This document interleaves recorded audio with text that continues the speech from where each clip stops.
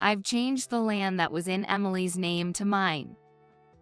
Jessica told me that she changed the land in my name that I inherited from my late husband into her own name, without permission. It's true that things hadn't been going well between Jessica and me, but I had never imagined she would go this far. Looking for support, I turned to my eldest son, only to find him looking at me with cold eyes. Mom, you always bully your daughter-in-law and act like the worst person. If you think you're in the wrong even a bit, just gracefully transfer the into her and show some sincerity by living the rest of your life as a housekeeper. My son was clearly on his wife's side. To be honest, I didn't intend to bully her. In fact, I felt more like I was the one being bullied. But in the current situation, I didn't think anything I said would be understood. I felt ridiculous even trying to persuade them, so I decided to leave as Jessica had suggested. I emphasized as I said, "So you want me to leave, right?" You're not crying, acting all tough. I was cursed at Jessica. But really, you was being tough here. They didn't seem to realize what would happen after I left. My husband and I were both in our late 50s. We had 2 sons, each married and living away from home, which left us living just the 2 of us. We live in the countryside that anyone would imagine. The nearest train station was inconvenient without a car, and although there were buses, they only ran twice an hour during commute times. And not at all on Sundays and holidays. The only store nearby was a liquor store masquerading as a convenience store, located at the heart of our small community. Our eldest son had always despised our local area. He had wanted to attend a more prosperous nearby high school, but ended up begrudgingly going to the local agricultural school. After graduating high school, he left home to live in the city. He married a woman he met while living in his dream city, and continues to live there. The eldest son and his wife have visited a few times for formal introductions since their marriage, but other than that, they hardly ever come by or get in touch.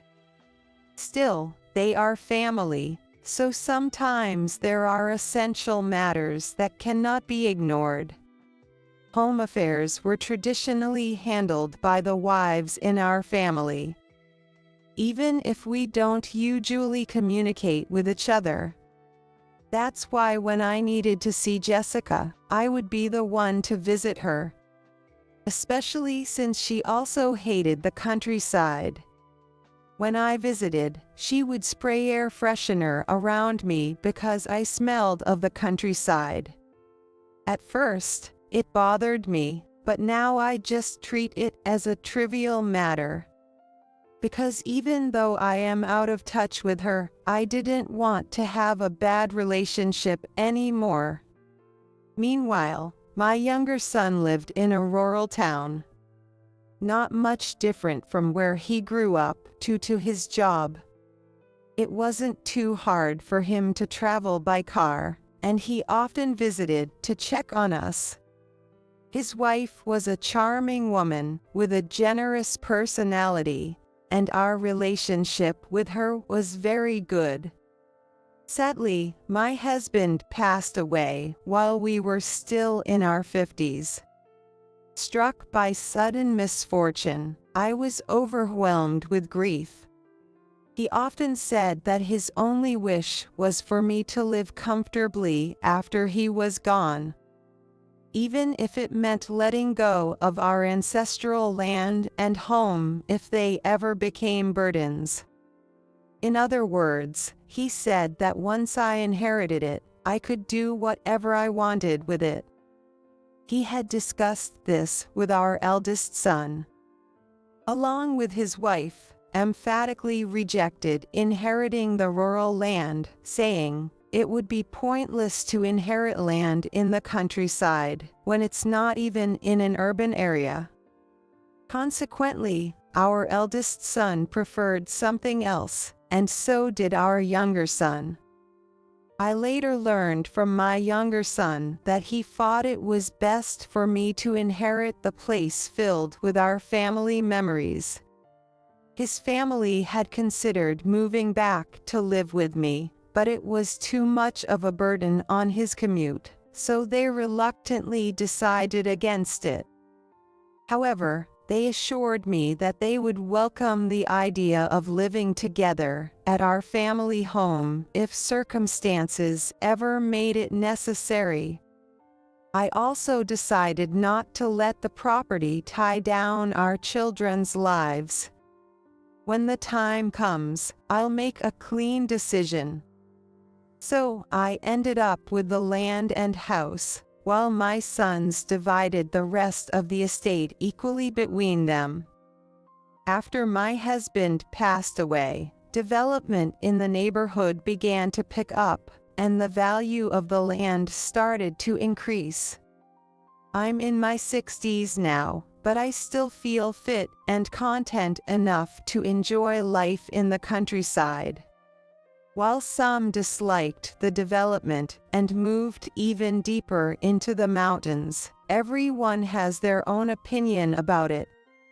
Personally, if a supermarket were built nearby, I wouldn't need to drive, and it could help avoid family disputes over things like surrendering a driver's license as I get older. Above all, if the development reduces the worries of my considerate younger son and his wife, then it's not all bad. Honestly, I was excited about the prospect of a more convenient life, but I had no idea that Jessica's unexpected actions would soon disturb my peace. As the development progressed, rumors started to spread among the residents about an increase in the number of buses heading to the nearest train station and a new high-rise apartment building nearby. It was around this time that I heard from my eldest son. You had been distant until then. The job in the city didn't work out, and I ended up quitting. Trying to make a living in the city was just a fleeting dream. I said to my eldest son, you started saying this and that. Why don't you just clearly say what you mean? I pressed him somewhat sharply for a conclusion. He then said, I want to move back and live at your home. So, you want to live with me? I asked for clarification, but he kept repeating his awkwardly phrased request. About a month ago, we had a family gathering for the 3rd year of my husband's death. My son had only complained about how country-like everything was, so I wondered what had changed his mind. In the middle of our conversation, Jessica suddenly interrupted. Emily, you live in such a wonderful place. If it's going to be modernized with all this development, just tell me so. The mountain trees had been cleared for a better view. It seems there was also talk of a large shopping mall coming to an area. Jessica, who had never considered the rural land worth her attention, now seemed interested because the development was making the area more livable. The land and house my husband left behind were in a very good location. The mountains behind my house is also the land I inherited from my husband. There's going to be some land purchases for the development, right? Are you going to sell the mountains at the back? Apparently, my eldest son and his wife regretted not considering the rural land worth anything before. Now, unable to claim inheritance, they seemed to be cozying up to me, likely wanting a share of the money if I sold the land. Oh no, Emily, the main issue is not money, but my husband. Jessica's reply seemed rather theatrical. I listened skeptically, as it felt like I was being subjected to a bad speech. In short, it appears true that my son lost his job and became unemployed, with his savings nearly running out even to cover next month's rent. When I asked what happened to the inheritance he shared with his brother, he seemed reluctant to touch it. Jessica, although struggling, wants to consider carefully how to use the money left by my husband since we just finished the 3rd year of his death. I thought to myself, if you're struggling, just use the money. But I held back from saying it out loud, as it would likely be met with accusations of being cold-hearted. Jessica pleaded desperately in tears, telling me that she couldn't afford gas and electricity if she paid rent. Please let us live with you. You want to live in the countryside. Can you really handle it after insisting on city life for so long? I asked him if he was considering finding a job in the countryside instead of the city. Wouldn't it be better for you to find a job back in the city? I could hardly believe that my eldest son, who had moved to the city, would now accept the country life. I can change the inevitable. It might soon become difficult even to afford food, so I need your help. Until the end, he didn't specify whether he'd seek re-employment in the city or the countryside. So, I set conditions. Living together would be temporary until he found a job. Additionally, he must try to find some work, even part-time, while living together. With the ongoing development in the area, there were plenty of short-term job opportunities available. If he wasn't too picky, he should be able to get hired. I figured if I took care of him and his wife for about half a year, they could save up some money and possibly make a fresh start. Marriage is about helping each other. Naturally, I thought Jessica would work outside the home, even not daily, to help gather funds for a fresh start. However, once we started living together, my plans fell apart completely. My eldest son was as committed as he had promised, spending his days job hunting. He searched for jobs during the day and spent several hours in the evening guarding construction sites. At first, Jessica acted supportive, but as my son began to be away for long hours due to job hunting and part-time work, she suddenly changed her attitude. No way. I can't stand it. It's embarrassing for me to go shopping in a mini truck. Shopping had become a weekly routine because a mini truck was more convenient than the stylish cars you see in the city. It was Jessica who had initially said she would handle the shopping. However, after going once, she refused to do it again, claiming she was embarrassed by the mini truck.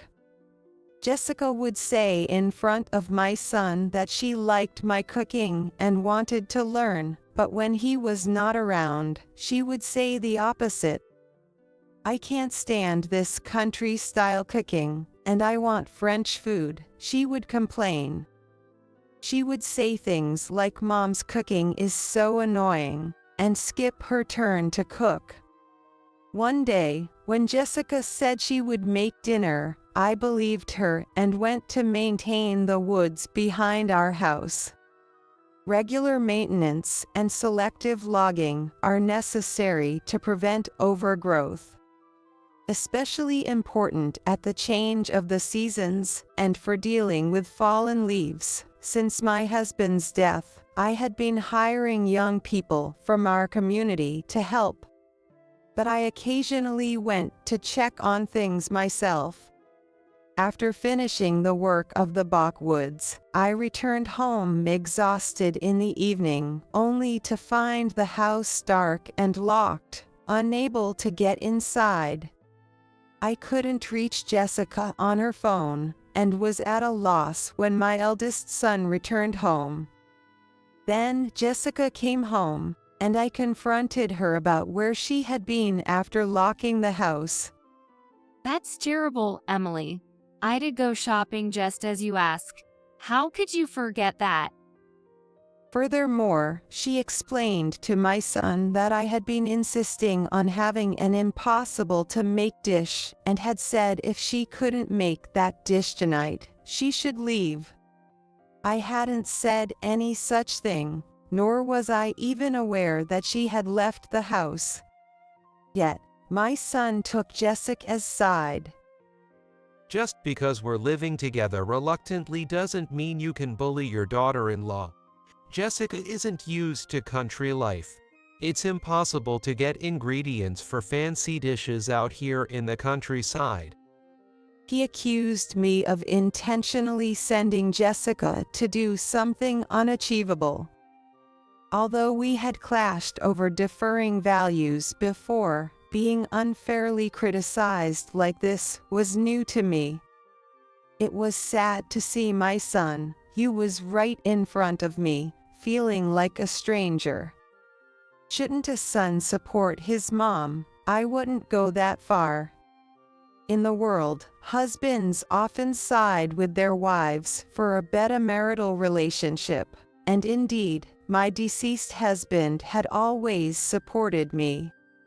But he had always listened to both sides, and that had helped maintain a good relationship with his mother while she was alive.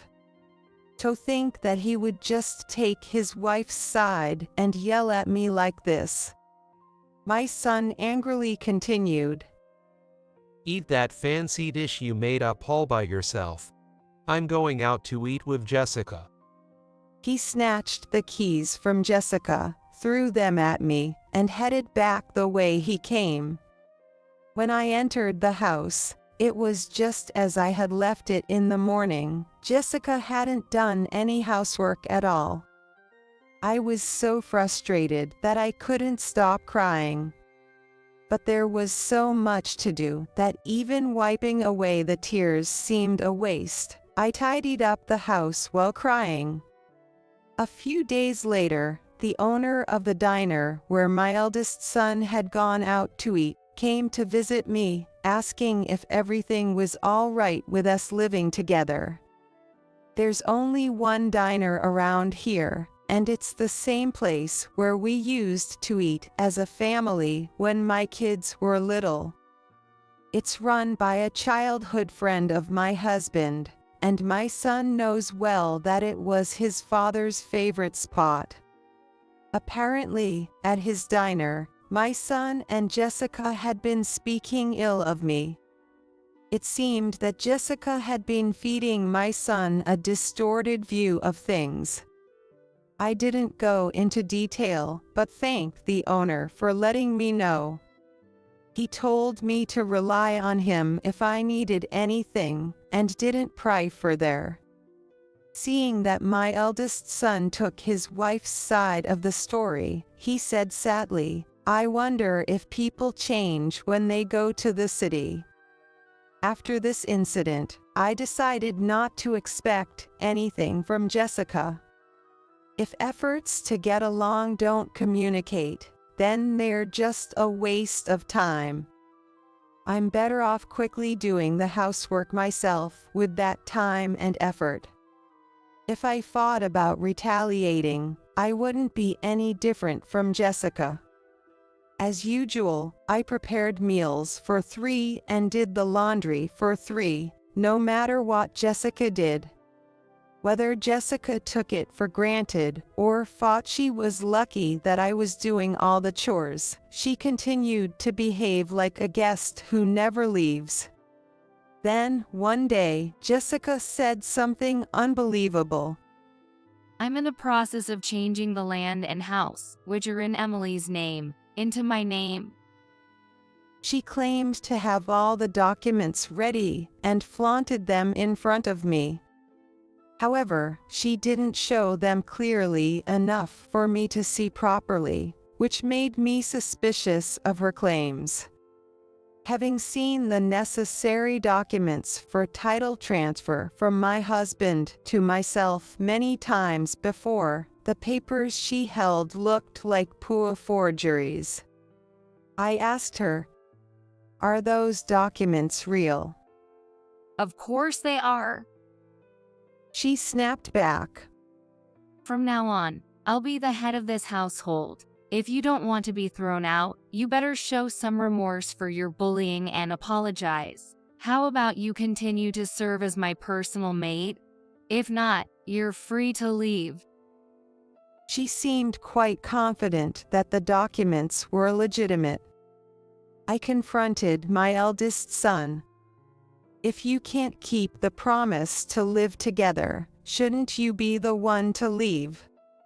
I challenged him with logic. However, my eldest son accused me of being the first to break our agreement. It's shameful to be raised by such a terrible mom who bullies her daughter-in-law. If you feel bad, Mom should hand everything over to me and retire. Just because we clash doesn't mean you should take it out on my wife. How can you not be embarrassed as an older woman behaving like this? Jessica had convinced him that I was harsh on her because I hated my son.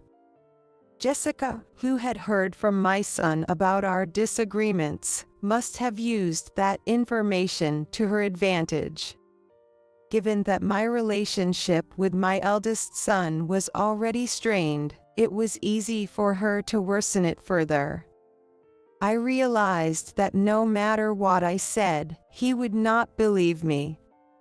I felt it was a waste of effort to persuade him further, and suddenly remembered my husband's words. "All right, I'll accept all your terms. However, I need a week to prepare." Jessica was reluctant, but my son agreed. I needed a week to sort out my belongings, find a new place, and handle other necessary arrangements. A week later, I left the house. As I was leaving, Jessica taunted me with a triumphant look. It's time to get out. But I left silently, making a victorious gesture in my mind.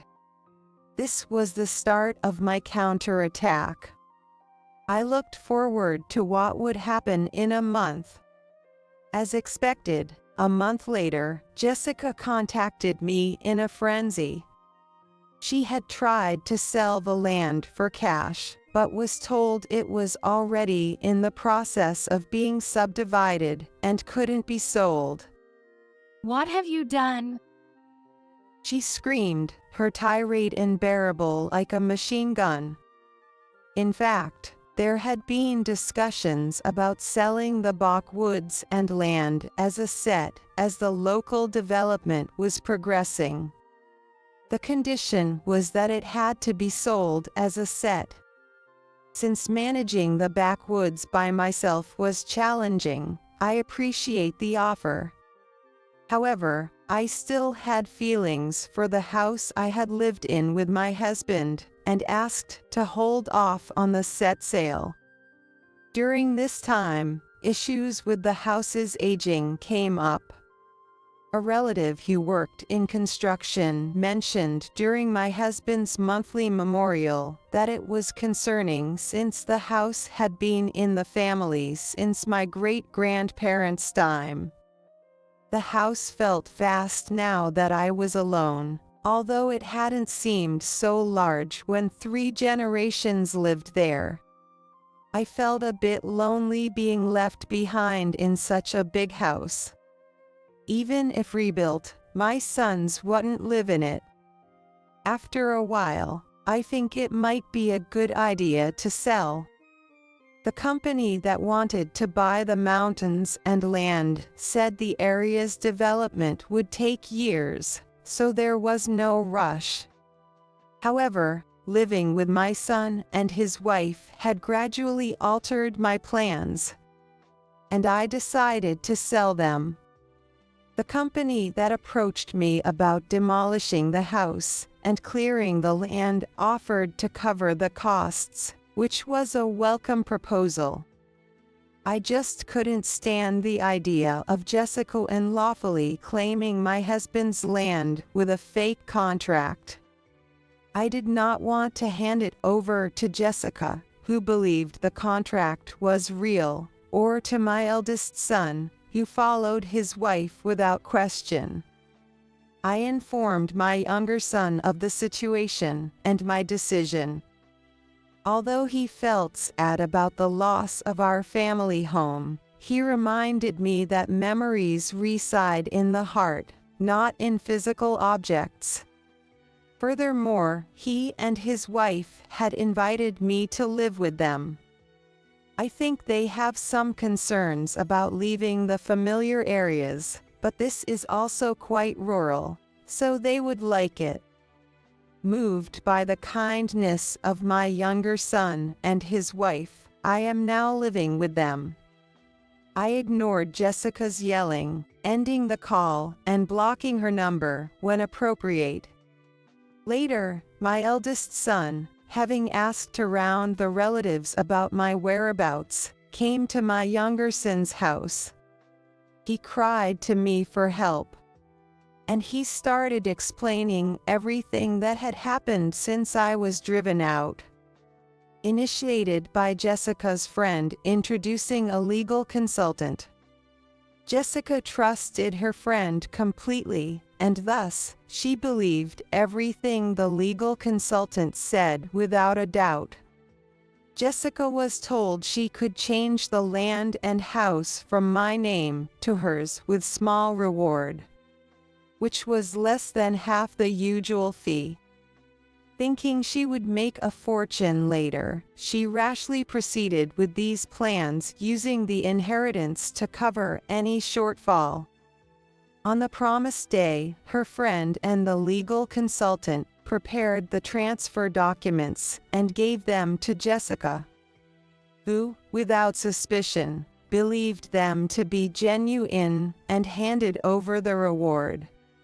After all the preliminary arrangements were completed, Jessica explained everything rapidly to my eldest son when he returned from his part-time job. Being tired, he didn't think much about it and believed that his wife was telling him, so there was no doubt. It doesn't make sense for Jessica to become the owner of the family home while my son is still alive. I think it's better for Emily if I own it. As housewives protecting the same home, we can surely have an open discussion. She convinced him, and he naively agreed.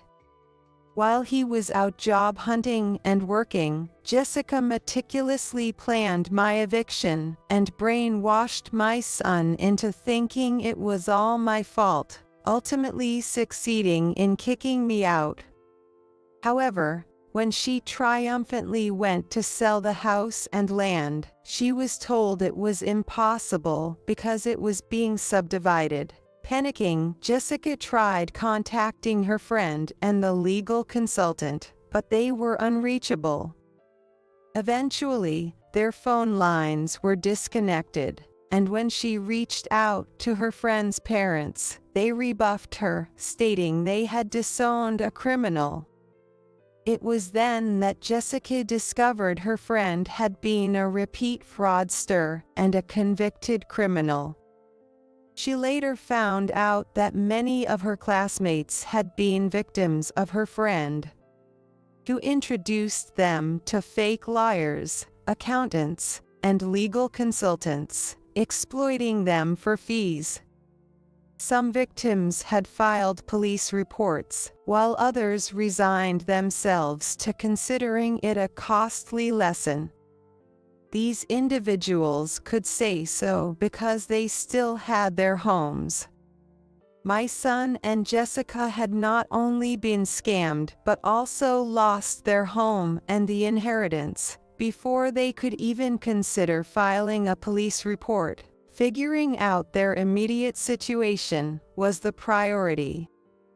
Since the inheritance money should have been largely untouched, I suggested, "Why don't you rent an apartment?" Only then he revealed that the cash card for the account holding the inheritance had been switched out and replaced with another. By the time he noticed, all the money had been withdrawn. "Help me, I'm completely broke," my son pleaded, kneeling before me. It seems that extra charges had been incurred due to complications in preparing the fake documents, and Jessica had withdrawn the money accompanied by her friend, who likely spied on her PIN. Swapping the card would have been easy for a professional without her noticing. Driven by greed and lacking vigilance, Jessica had openly discussed the inheritance money with her friend, making herself an easy target. There had been warnings circulated by Jessica's school about alumni committing fraud against classmates and juniors, advising to be wary of contacts and offers from people with whom they did not usually communicate. However, Jessica dismissed these warnings, claiming, "Only fools get scammed." I pushed my eldest son and wife away, saying that it was their own fault. Even without the inheritance, my son should have had some savings from his part-time job. However, That measly part-time pay, it's gone on booze, obviously. he admitted that he had spent all his earnings on drinking with his friends. "It's your own fault for not planning." I turned him away once again. When my eldest son became too insistent, my younger son's wife returned home, wearing her martial arts uniform over her shoulder, exuding a formidable presence that made him feel threatened, and he quickly left. My daughter-in-law has recently taken up self-defense as a hobby. She happened to arrive home just as my eldest son was overstaying his welcome, and he got scared and ran off on his own. I told her, "Your timing was perfect. I'm so grateful." Later, my eldest son and his wife, who had to work at the diner where my husband's childhood friend owned, kept complaining about the low hourly wage compared to the urban area, and they got kicked out. Don't they know how to be grateful to others? From then on, no one was willing to help them. One day, a new house was built on the land where our family once lived. Seeing this, Jessica lost her sanity and invaded someone else's home. This is my land and house. It was supposed to be mine. She occupied the place, leading to her arrest by the police for trespassing. When the police contacted me to take responsibility for her, I refused. Then Jessica started a silent protest, refusing to speak unless I came. The police asked for my help to persuade her, but I refused as well. When asked if I would help because my son requested it, I responded, "I have no obligation to help, so please just lock her up."